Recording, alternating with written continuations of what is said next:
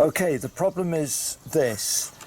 I transplanted a Ford Zetec 1.25cc Ford Fiesta engine from the donor car into this kit car. And this is going back a few years. I didn't use the original speedo, I used a digital speedo. But of course this speedo links up with the ECU. Now, the problem is that when the engine is started, it should settle down to idle about 900 RPM, but it's not. It's settling about 1300. And then when I've driven the car along the road, in other words, put it in motion, it's gone straight up to 3000, if not 4000, which is dangerous. Okay, so I assume then that if the car is in motion and the revs are going out of control, that it would maybe be something to do with the speedo and the original control unit and the ECU, or it may be the power steering, because my kit car does not have power steering, and as I say, I'm using a digital speedo.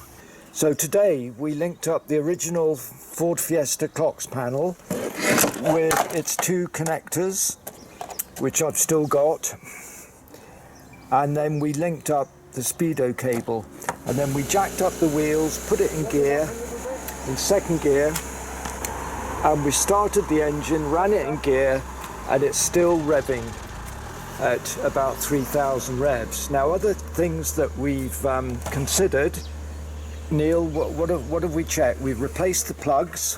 So we replaced the spark plugs, replaced the camshaft sensor, replaced the mass airflow sensor, and we've replaced the throttle position sensor. And we've cleaned the throttle body. And even smoothed it. We've also damped the intake area to see if it would draw into, would change the rev of the engine, but it still didn't.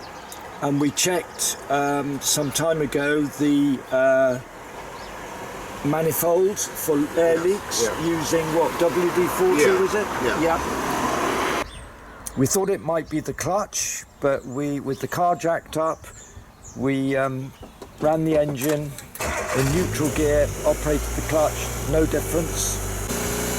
So what we're finding time and time again, whether I'm on the road or doing a test with the car jacked up with the wheels spinning, when we start up the car, put it into gear and use the accelerator to rev up, and then take the foot off the accelerator, it's still high revs at 3,000 to 4,000 RPM, even when we put it into gear, we take it out of gear.